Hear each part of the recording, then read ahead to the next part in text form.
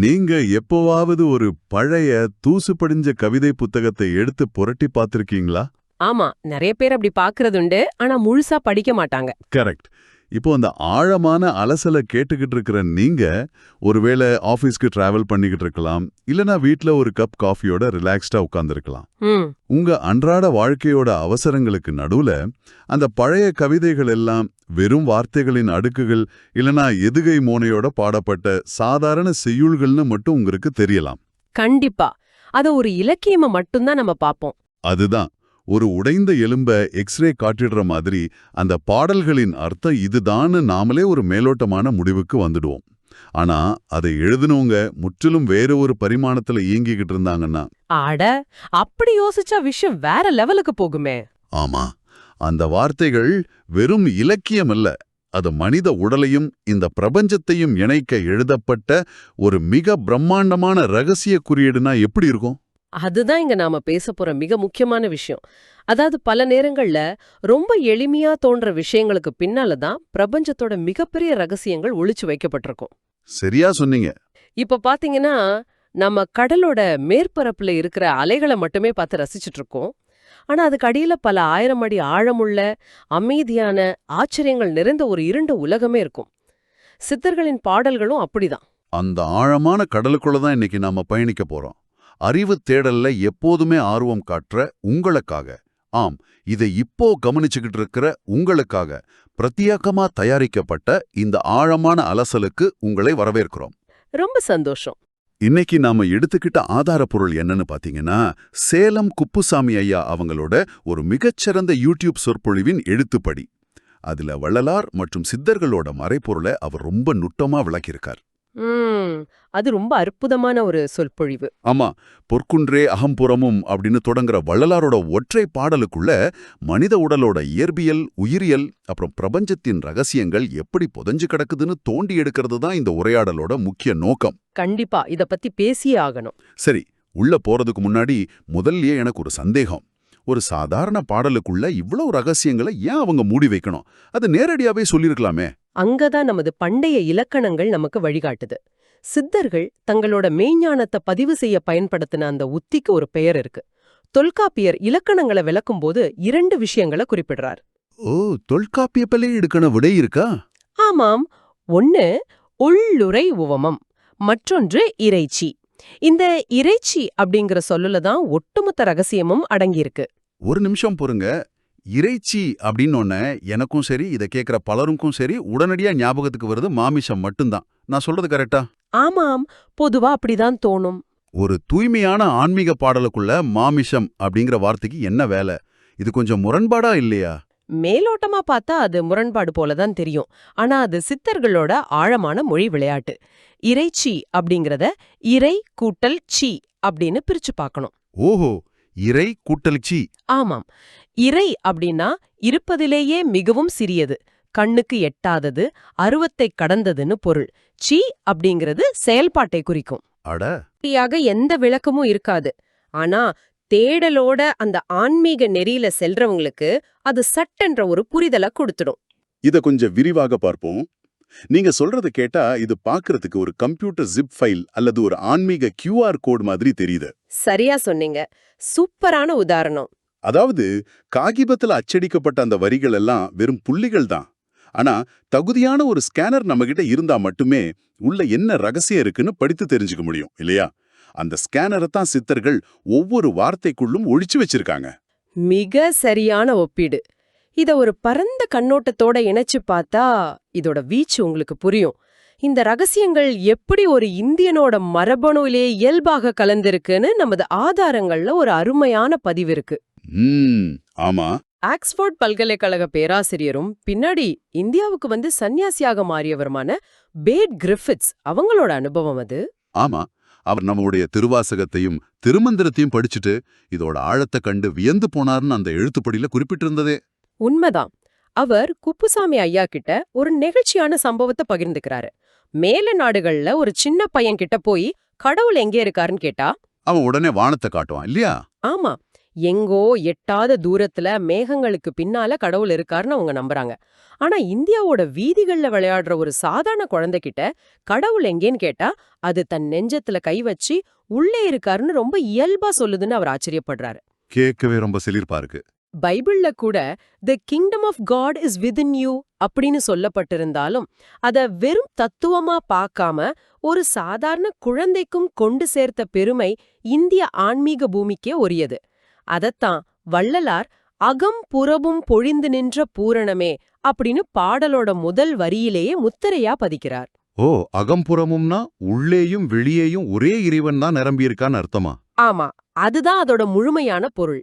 கடவுள் நமக்கு உள்ளேதான் இருக்கார், வெளியே எங்கும் தேட வேண்டான்னு ஒரு குழந்தை கூட சொல்லணும் அளவுக்கு எளிமையா சொல்லிட்டாங்க. இது கேட்கறதுக்கு ரொம்ப நெகிழ்ச்சியா இருக்கு. ஆனா இதுல இருந்து எனக்கு ஒரு அடிப்படையான கேள்வி வருது. என்ன கேள்வி? கடவுள் நமக்குள்ளதான் இருக்கார், அவரை நாம நமக்கு உள்ளேயே தேடிக்கலாம்னா அப்புறம் ஏன் இத்தனாயிரம் புத்தகங்கள், இத்தனை வேதங்கள், சாஸ்திரங்கள், திருமந்திரங்கள் எல்லாம் எதுக்காக படிக்கணும்? இதெல்லாம் ஒரு வகையில நம்ம கவனத்தை திசை திருப்புற மாதிரி தானே இருக்கு. இது ரொம்ப நியாயமான கேள்வி. உள்ளே இருக்கிற ஒரு பொருளை தேடுறதுக்கு வெளியே எதுக்கு இத்தனை வழிகாட்டிகள்னு நாம நினைக்கலாம். இங்கதான் சித்தர்கள் ஒரு தெளிவான வரைபடத்தை, அதாவது ஒரு மேப் நமக்கு கொடுக்கறாங்க. ஓ, ஒரு ஆன்மீக வரைபடம். ஆமா, அந்த வரைபடத்துல 3 மைல்கற்கள் இருக்கு. அந்த 3 வார்த்தைகளை நீங்க கூர்ந்து கவனிக்கணும். கரணம், அரணம், சரணம். கரணம், அரணம், சரணம். இது உச்சரிக்கிறதுக்கே ரொம்ப நல்லா இருக்கே. ஆனா இதோட உண்மையான செயல்பாடு என்ன? இது ஒரு படிநிலை. இதுல முதலாவது கரணம். கரணம் அப்படிங்கிறது நம்முடைய மனம். இந்த மனம்தான் எப்போதுமே அலைபாஞ்சிக்கிட்டும், உண்மைய மறைச்சுக்கிட்டும், தேவையில்லாத விஷயங்கள்ல சிக்கிக்கிட்டும் இருக்கு. உண்மைதான். ஒருத்தன் தியானத்திலேயோ அல்லது தேடலையோ இறங்கும்போது முதல்ல இந்த மனம் கரையணும். கரணம் கரைஞ்சால்தான் நமக்கு அரணம் அல்லது ஆரணம் எனப்படும் வேதம் புரிய ஆரம்பிக்கும். ஓ, இதை இப்போ இந்த ஆழமான அலசல கேட்கிறவங்களோட அன்றாட வாழ்க்கையோட பொருத்தி பார்த்தா ரொம்ப தெளிவா புரியும்னு நினைக்கிறேன். எப்படி சொல்றீங்க? இப்போதைய தகவல் பெருக்கத்துல, அதாவது இன்ஃபர்மேஷன் ஓவர்லோட்ல, இன்ஃபர்மேஷன் ஓவர்லோட், நாம மணிக்கணக்கா சோஷியல் மீடியாவை ஸ்க்ரோல் பண்ணிக்கிட்டே இருக்கிறோம். ஒரு கட்டத்துல மூளைச்சோர் உடைந்து எதை சிந்திக்கிறோனே தெரியாத ஒரு வெறுமை நிலை ஏற்படுமே. ஆமா, அது நம் கரணத்தை, அதாவது மனதை நாமே மேலும் குழப்பிக்கிறதுக்கு சமம். அப்படிதானே? எதை படிக்கிறது, எதை விடுறதுன்னு தெரியாம ஒரு குப்பைக்கூடைக்குள்ள நாம வாழ்ந்துகிட்டு இருக்கோம். அதுதான் மிக பெரிய சிக்கலே. அதனாலதான் நாம படிக்கிற முறையில கூட கீழிருந்து தொடங்கக்கூடாதுன்னு சித்தர்கள் சொல்றாங்க. அதாவது எந்த விதமான பயனும் தராத மர்ம நாவல்களையோ அல்லது வெறும் பொழுதுபோக்கு குப்பைகளையும் படிச்சு நமது மூளையோட சக்தியையும் நேரத்தையும் வீணடிக்க கூடாது. அப்போ எங்கிருந்து தொடங்கணும்? மேலேருந்து தொடங்கணும். திருக்குறள், திருவாசகம், திருமந்திரம், திருவருட்பானம், ஆகச்சிறந்த சாரமான விஷயங்களை, வேதத்தோட உட்பொருளை முதல்ல படிச்சிடணும். அதுதான் அந்த அரணம். அதாவது சரியானதை மட்டும் படிக்கும்போது தான் மனத்தெளிவு பிறக்குது. சரி, இப்போ கரணம், அதாவது மனம் கரைஞ்சிடுச்சு. அரணம், அதாவது வேதம் புரிஞ்சிடுச்சு. அடுத்து என்ன? வேதம் புரிஞ்சா அந்த வேதத்தோட முடிவான உட்பொருள் என்னன்னு தேட ஆரம்பிப்போம். அந்த உட்பொருள் தான் சரணம், அதாவது இறைவனோட திருவடிகளை அடைவது. மனதை கரைச்சு வேதத்தை புரிஞ்சு இறைவனின் திருவடியை அடைறது தான் அந்த மெய்ஞானத்தோட முழுமையான வரைபடம். அடடா! இதத்தான் வள்ளலார் ஆரணத்து உட்பொருளே அப்படின்னு அந்த பாடல்ல அன்பா அழைக்கிறார். ஆனா இது கேட்கும்போது ரொம்பவே நீளமான கடினமான ஒரு பயணம் போல தெரியுது. முதல்ல மனதை கட்டுப்படுத்தணும், அப்புறம் 1000 பக்கங்கள் கொண்ட வேதங்களை புரிஞ்சுக்கணும், அதுக்கப்புறம் தான் அந்த திருவடிகள் கிடைக்கும்னா சாதாரண மனுஷங்களால இது முடியுமா? இங்கேதான் பல்வேறு தத்துவங்களுக்கு இடையிலான வித்தியாசத்தை நாம உணரணும். புத்தரும் மகாவீரரும் மனிதன் தனது சுய முயற்சியால வினைகளை ஒழிச்சு முக்தியை அடையலான்னு சொன்னாங்க. அது நீங்க சொன்ன மாதிரி ஒரு நீண்ட கடினமான பாதை தான். ஆனா மாணிக்க வாசகரும் வள்ளலாரும் மிக எளிமையான ஒரு குறுக்கு வழிய, ஒரு ஷார்ட்கட் நமக்கு சொல்றாங்க. இறைவனோட திருவடிய, அந்த சரணத்தை இறுக பிடிச்சுக்கிறது மட்டுமே உனது வேலை. நீ எதையும் செய்ய வேண்டாம், அந்த திருவடியே உனது வினைகளை ஒழிச்சு உன்னை இறைவனாகவே மாற்றிவிடும்னு சொல்றாங்க. ரொம்ப சுலபமா சொல்லிட்டாங்களே. அந்த திருவடிகளை பத்தி பேசும்போது இந்த ஆதாரங்கள்ல என்ன ரொம்ப சிந்திக்க வச்ச இன்னொரு விஷயம் இருக்கு. என்ன விஷயம் அது? இந்த ஞானிகள் இறைவனை பத்தி பாடும்போதெல்லாம் ஏன் மறுபடியும் கரும்பு, தேன், சர்க்கரைப்பாகுன்னு சாதாரண இனிப்பு வகைகளையே குறிப்பிடுறாங்க? இவ்வளவு பெரிய தெய்வ கவிஞர்களுக்கு வேறு பிரம்மாண்டமான வார்த்தைகளே கிடைக்கலையா? நிச்சயமா அவங்களுக்கு வார்த்தை பஞ்சம் கிடையாது. கரும்பு சர்க்கரைப்பாகுன்னு அவங்க சொல்றதுக்கு பின்னால ஒரு மிகப்பெரிய அறிவியலே ஒளிஞ்சிருக்கு. அறிவியலா? ஆமா, மேலை நாட்டு ஞானியான ஸ்வீடன்பார்க் அப்படிங்கிறவர் இதையே ஒரு தத்ரூமா சொல்றார். அதோட பேரு தியரி ஆஃப் கரஸ்பாண்டன்சஸ். அதாவது இந்த பூமியில காணப்படுற ஒவ்வொரு சாதாரண பொருளும் மேலோகத்துல அல்லது ஆன்ம உலகத்துல நடக்கிற ஒரு மிகப்பெரிய உண்மையோட, ஒரு ஆன்மீக நிகழ்வோட நேரடி பிரதிபலிப்பு. ஒரு ஞான கவிஞன் சாதாரண மக்களுக்கும் அந்த மாபெரும் உண்மை புரியணும் அப்படிங்கறதுக்காக உலகத்துல உள்ள பொருட்களை குறியீடுகளா பயன்படுத்துறான். இங்குதான் விஷயம் ரொம்பவே சுவாரஸ்யமாகுது. இது வெறும் தத்துவமா மட்டும் இல்லாம ஒரு உயிரியல் உண்மையாவும் இருக்குங்கிறது தான் ஆச்சரியம். நீங்க சொல்றத பார்த்தா இந்த கரும்பு அப்படிங்கிறது வெறும் கவிதை ஓமை இல்ல. பின்ன ஒரு மனிதன் ஞானியாகிட்டான், அவனோட உடலே மாறிடுச்சு என்பதற்கான உயிரியல் ரீதியான ஒரு லிட்மஸ் டெஸ்ட் இது. ஆமா, இத வெறும் வார்த்தையா பார்க்க கூடாது. கரும்பு அப்படிங்கிற சொல்லுல கரு என்பது இறைவனையும், பூ அல்லது பூ என்பது உடலையும் குறிக்கும்னு கேரளத்து நாராயணகுரு போன்றவங்க ரொம்ப நுட்பமா விளக்கியிருக்காங்க. இத பட்டினத்தார் மற்றும் பத்திரக்கிரியார் கதையோட நாம ரொம்ப தெளிவா புரிஞ்சுக்கலாம். ஓ, அந்த பேய்க்கிரும்பு கதை தானே. ஒரு மனிதனோட உடலியல் மாற்றம் எப்படி நடக்குதுன்னு தெரிஞ்சுக்க இதைவிட சிறந்த உதாரணம் இருக்க முடியாது. அதேதான், பட்டினத்தாருக்கு முக்தி கிடைக்கல, ஆனா அவரோட சீடரான பத்திரக்கிரியாருக்கு முக்தி கிடைச்சிடுது. மிகுந்த வருத்தத்தோட பட்டினத்தார் இறைவன் கிட்ட முறையிடும் பொழுது ஒரு அசரீரி கேக்குது. என்னன்னு கேக்குது? பட்டினத்தாரே, என்றைக்கு உமக்கு பேய்கரும்பு இனிக்கிறதோ அன்றைக்கு உமக்கு முக்தி. பேய்கரும்பு அப்படிங்கிறது இயற்கையிலேயே ரொம்ப கசக்கக்கூடிய ஒரு வகை கரும்பு. ஆனா எந்த ஒரு குறிப்பிட்ட கணத்துல அவர் அந்த கசப்பான கரும்பை கடித்து அது அவரோட நாவுக்கு தித்திக்குதோ, ஓஹோ, அப்போ அவர் உடல் அளவுல ஞானி ஆகிட்டார். ரசாயன மாற்றம் நடந்துருச்சுன்னு அர்த்தம். நாவலையே உடலோட ரசாயனத்திலேயே ஒரு மாற்றம் நடந்துடுது. இது உண்மையிலேயே நம்ம சிந்தனையை தலைகீழா புரட்டி போடுது. ஒரு மனிதனோட பக்குவத்தை அவனோட ரசாயன மாற்றமே காட்டி கொடுத்துருன்னு சொல்றீங்க. நிச்சயமா, மனித உடல் அப்படிங்கிறது தனக்கான அமுதத்தை, அதாவது ஆரமுதை தானே உற்பத்தி செஞ்சுக்கக்கூடிய அபாரமான ஆற்றல் பெற்ற ஒரு பிரம்மாண்டமான தாவரம். நம்ம உடம்பே ஒரு தாவரமா? ஆமா, ஆனா நம்ம என்ன செய்றோம் தெரியுமா? நமக்கு தேவையான உணவிற்காக ஓரறிவு மட்டுமே கொண்ட சாதாரண தாவரங்கள் கிட்ட போய் பிச்சை எடுத்துக்கிட்டு இருக்கோம். ஒரு நிமிஷம் பொறுங்க. நாம தாவரங்கள்ட்ட பிச்சை எடுக்கிறோம் அப்படிங்கிற இந்த கோணம் ரொம்ப ஆழமானது. ஆனா கொஞ்சம் நடைமுறைக்கு வருவோம். சொல்லுங்க. மனிதர்கள் உயிர் வாழ உணவு சாப்பிட்டே ஆகணும் அப்படிங்கிறது தானே அறிவியல். உண்மையாவே மனிதர்கள் சாப்பிடறத நிறுத்திட முடியுமா? வள்ளலார் இங்க சொல்றது தத்துவார்த்தமான ஒரு ஆன்மீக பசியா இல்ல நிஜ பசியா? உடலே உணவை தயாரிச்சுக்கன்னு சொல்றீங்களே, அது எப்படி சாத்தியம்? இது ஒரு அருமையான கேள்வி. சாதாரண நிலையில மனிதன் உணவை சார்ந்தே இருக்கணும். ஆனா யோக நிலையில உயரும்போது, தியானத்தோட உச்சத்துல உடம்புல இருக்கிற சுரப்பிகள், நவீன அறிவியல்ல இத பீனியல் கிளாண்ட் போன்ற சுரப்பிகளோடு தொடர்பு படுத்துவாங்க, ஒரு வகையான அமுதத்தை சுரக்க தொடங்குது. ஓ, அப்படி உடம்புலயே அமுதம் சுரக்கிற நிலையை அடைஞ்சிட்டா புறத்துல உள்ள பௌதீக உணவு தேவைப்படாது.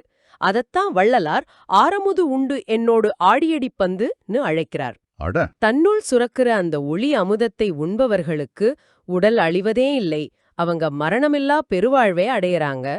அப்படியானால் உடம்பிலேயே அமுதம் சுரக்கிற ஆற்றல் இருக்குன்னா, இந்த மனித உடம்புக்குள்ள நாம அறியாத வேறு என்னென்ன ஆற்றல்களெல்லாம் ஒளிஞ்சிருக்கு? வள்ளலார் அந்த பாடல்ல தான கற்பகமே கற்பக தீங்கணியேன்னு பாடுறாரு. கற்பகம் அப்படின்னா தேவேந்திரனோட உலகத்துல இருக்கிற கேட்டதை கொடுக்கிற ஒரு மாயமரம்னு தானே நாம சின்ன வயசுல இருந்து கதைகள்ல படிச்சிருக்கோம். மனித உடம்புக்கும் அதுக்கும் என்ன தொடர்பு? அதுதான் இங்க மறைக்கப்பட்டிருக்கிற அடுத்த ரகசியம்.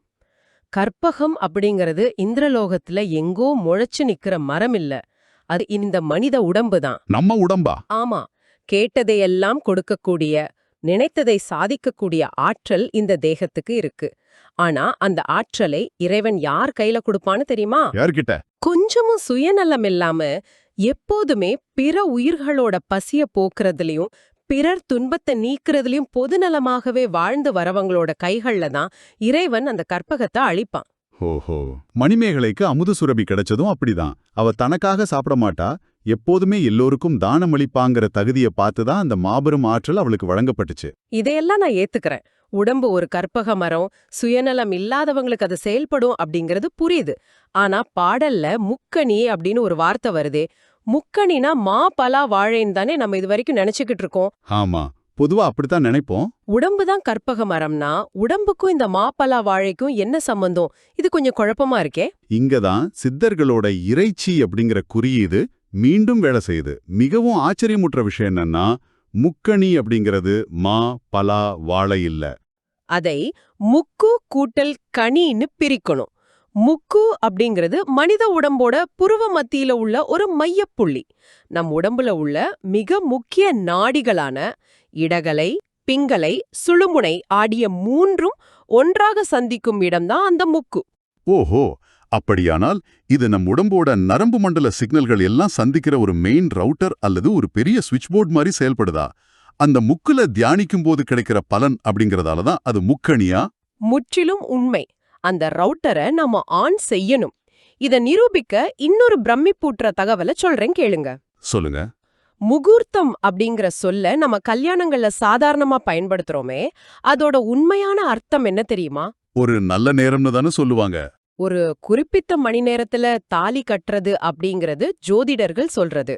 ஆனா ஆன்மீக ரீதியா முகூர்த்தம் அப்படிங்கிறது அந்த முக்கு நோக்கி நம் உடம்புல உள்ள சக்திய தியானத்தின் மூலம் மேலெழுப்புவதற்கான ஒரு யோக பழக்கத்தின் அடிப்படையில வந்த சொல்லே ஆகும். நிஜமாவா? ஆமா, மா, பலா, வாழை என்பவை தியான பொருட்கள். தியானத்தோட உச்சத்துல அந்த புருவ மத்தியில அந்த பழங்களோட சுவை உற்பத்தி ஆகும் என்பதற்காகவே அத அடையாளமா சொன்னாங்க. இது கேட்கும்போது எனக்கு உண்மையிலே ரொம்ப ஆச்சரியமா இருக்கு. இவ்ளோ பெரிய கற்பக விருட்சமாகி உடம்ப செயல்பட வைப்பது எப்படி? அதற்கான சுவிட்ச் எங்கே இருக்குன்னு நான் யோசிச்சுக்கிட்டே இருந்தேன். அந்த முக்கு அப்படிங்கிற ரவுட்டரை ஆன் செய்யறதுக்கு நமது நாக்குல தான் அதற்கான பாஸ்வேர்டு இருக்குன்னு ஆதாரங்கள் சொல்லுது. ஆமா, நாக்குக்கும் தியானத்துக்கும் என்ன சம்பந்தம்? மிகச் சரியான கேள்விக்கு வந்திருக்கீங்க. வாய்மை சொற்குன்றா நாவகம்னு வள்ளலார் குறிப்பிடுறார். நா அப்படின்னு உடம்போட ஒரு உறுப்பா சொல்லாம நாவகம்னு நாக்கையே ஆன்மாவா மாத்தணும்னு சொல்றார். ஒரு சதையால ஆன நாக்கையே ஆன்மாவா மாத்துறதா? எப்படி வெறும் வார்த்தைகள் ஒரு மனிதனோட ஆன்மால வடிவமைக்க முடியும்? நீங்க எதை பேசுறீங்க, உங்க நாக்குல இருந்து எத்தகைய அதிர்வுகள் வெளிவருது அப்படிங்கறதுல தான் சூட்சுமா இருக்கு. இறைவனை பத்தி பேசாம உலக வம்புகளை பேசுறது, புறத்துல உள்ள மற்றவங்களோட குறைகளை பேசுறது எல்லாமே நாத்திகம்னு வள்ளலார் மிக கடுமையா சாடுறார். உண்மைய மட்டுமே பேசும்போது, இறைவனோட புகழ மட்டுமே பேசும்போது உடம்புல உள்ள அதிர்வுகள் மாறி அந்த நாக்கு சாதாரண நாக்கல்ல, அது தேவர் திருவாக்கா மாறும். அவங்க சொல்றதெல்லாம் வேதமா மாறும். வார்த்தைகளுக்கு இவ்வளவு வலிமை இருக்குங்கிறத பத்தி பேசும்போது நாம சீர் அப்படிங்கிற வார்த்தையோட உண்மையான அர்த்தத்தையும் விவாதிச்சாகணும். கண்டிப்பா. இன்னைக்கு ஒரு கல்யாணம்னா பொண்ணு வீட்ல இருந்து என்ன சீர் செஞ்சாங்க, ஃப்ரிட்ஜ் கொடுத்தாங்களா, டிவி கொடுத்தாங்களான்னு தான் நம்ம கேக்குறோம். எனக்கும் சீர்னா அப்படிதான் ஒரு பிம்பம் இருந்துச்சு. நிறைய பேருக்கு அப்படிதான் இருக்கு. ஆனா வள்ளலார் திருவருட்சீர் ஜோதியேன்னு சொல்றார். அப்படியானால் சீர் அப்படிங்கிறது ஃபர்னிச்சர் கொடுக்கறது இல்ல, அது ஒரு ஆன்மீக டிஎன்ஏவை, ஒரு தெய்வீக அதிர்வை அடுத்த தலைமுறைக்கு கடத்துறது. சரியா? மிக சரியாக புரிஞ்சுக்கிட்டீங்க. சீர் அப்படிங்கிறது இறைவனோட அருட்சக்தி, டிவைன் ஹார்மனி.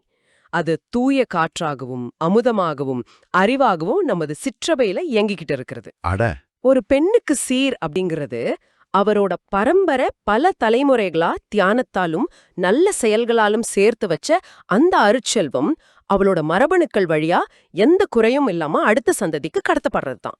இறைவனோட ஆசீர்வாதமே சீர்தான். எனக்கு இப்போ இன்னொரு வார்த்தையின் மீதும் சந்தேகம் வருது. தர்மம். தர்மம் அப்படின்னாலே வழியில இருக்கிறவங்களுக்கு சில்லறைகளை போடுறது அல்லது அன்னதானம் செய்யறதுன்னு தான் நினைச்சிருந்தேன். வள்ளலார் எல்லா வார்த்தைகளையும் தலைகீழா புரட்டி போடுறார் அப்படிங்கறதால தர்மம் என்பதற்கும் வேற ஏதோ ஆழமான பொருள் இருக்குன்னு ஊகிக்கிறேன். உங்களோட ஊகம் 100க்கு 100 சரி. அதையும் வடமொழி தென்மொழின்னு பிரிக்காம தத்துவார்த்தமா பார்த்தா, தர்மம் அப்படிங்கிறது தரும் கூட்டல் அம். அம்னா என்ன? அம்பலம் என்பது அம்பலத்தை குறிக்கும். அம்பலம் அப்படிங்கிறது இறைவனோட வீடு அல்லது பிரபஞ்சத்தோட மையம். நீங்க எந்த பலனையும் எதிர்பார்க்காம பொதுநலத்தோட தர்மம் செஞ்சுக்கிட்டே இருந்தா நீங்க இறைவனோட வீட்டை தேடி போக வேண்டாம். அந்த அம்பலம் உங்களை தேடி வரும். அதுதான் தரும் கூட்டல் அம். அடடா, இதை விட எளிமையா இறைவனை அடைய வழியே இல்ல. அப்படியானால் கல் அல்லது கற்றல் அப்படிங்கிறது அது நிச்சயம் வெறும் புத்தகங்களை படிக்கிறதா இருக்க முடியாது. ஆமா, என்றும் கற்கின்றோர்க்கு அப்படிங்கறதுல வர்ற கல் என்பது வெறும் புத்தகங்களை படிக்கிறது இல்ல. கல்லுதல் அப்படின்னா ஒரு கிணற தோன்றது போல. கிணறு தோன்றதா? ஆமா, பூமியோட மேலிருக்கிற மண் கற்களை அகற்றி உள்ள இருக்கிற தூய்மையான நீரை அடையிறது போல நம்முடைய இந்திரியங்களையும் மனதையும் அகற்றிட்டு தியானத்தின் மூலம் நமக்குள் ஆழமாக சென்று ஆன்மாவாகிய இறைவனை தரிசிப்பதே உண்மையான கற்றல். இப்ப எல்லாமே ரொம்ப தெளிவா புரியுது. இந்த உரையாடல்ல நாம எத்தனையோ விஷயங்களை தோண்டி எடுத்துட்டோம். கண்டிப்பா. ஒரு சின்ன கவிதைக்குள்ள நம் உடம்பே கேட்டதை கொடுக்கிற கற்பக மரம் என்பதையும், முக்கணி என்பது பழங்கள் இல்ல, அது மூச்சுக்காற்று சந்திக்கிற புள்ளி என்பதையும், நம் நாக்கே ஆன்மா என்பதையும், தியானமே உண்மையான கற்றல் என்பதையும் எவ்வளவு அற்புதமா சித்தர்கள் ஒழிச்சு வச்சிருக்காங்க. ஆமாங்க. ஒரு ஆன்மீக கியூஆர் கோட வெற்றிகரமா நாமே ஸ்கேன் செஞ்சுட்டது போன்ற ஒரு முழுமையான உணர்வு இப்ப எனக்குள்ள ஏற்படுது. நிறையவே இருக்கு. உண்மையாகவே. சரி, இவ்ளோ நேரம் நம்முடன் பயணித்த அருமையான கேட்பாளரான உங்ககிட்ட விடைபெறுவதற்கு முன்னாடி ஒரு ஆழமான சிந்தனையை வச்சுட்டு செல்ல விரும்புறேன். நாம எப்போதுமே ஒளி அப்படின்னாலே அது இருட்ட விலக்கி நமக்கு உண்மையை காட்டும் தான் நம்புறோம். ஆமா. ஆனா வள்ளலார் பாடலின்படி இந்த சாதாரண ஒளி அப்படிங்கிறது நமக்கு உண்மையை காட்டுறதில்ல. ஆமா, அது ஒரு மாய. மாறாக அணுவுக்குள் அணுவாக இருக்கிற இறைவனை நம்முடைய புறக்கண்களுக்கு வெளிச்சம் போட்டு கண் கூசச் செய்த மறைக்கிறது அல்லது ஒளித்து வைக்கிறது. அதனால தான் அந்த வெளிச்சத்துக்கு ஒளி, அதாவது ஒளிப்பது அல்லது மறைப்பதுன்னு பேரே வந்துதான். கரெக்ட். அதனால தான் சித்தர்களுக்கு விழித்திருக்கும் போது உலக மாயைகள் தான் தெரியுதே தவிர, கண்களை மூடி தியானத்துல லயிக்கும் போது அந்த இருட்டுல தான் சிவலோகமே தெரியுதாம். ஆமா, அது ரொம்ப ஆழமான உண்மை. அடுத்த முறை நீங்க இருட்டான ஒரு அறையில கண்களை மூடி அமைதியா உட்கார்ந்திருக்கும் போது உங்களை நீங்களே கேட்டுக்கொள்ளுங்க, அந்த இருட்டுல நீங்க உண்மையில எதையும் பார்க்கலையா? அல்லது இத்தனை காலமும் அந்த மாய வெளிச்சம் உங்ககிட்ட இருந்து மறைச்சு வச்சிருந்த உண்மையான பிரபஞ்சத்தை, அணுக்களின் நடனத்தை இப்பதான் உங்க அக கண்களால பார்க்க தொடங்கியிருக்கீங்களா? ரொம்ப அருமையான கேள்வி. அந்த பழைய கவிதை புத்தகம் வெறும் வார்த்தைகளின் குவியலா அல்லது ஒரு பிரம்மாண்டமான ரகசியத்தின் திறவுகோலான்னு இப்போ நீங்களே முடிவு செஞ்சுக்கங்க. இந்த ஆழமான சிந்தனையோட உங்ககிட்ட இருந்து நாங்க விடைபெறுகிறோம். நன்றி.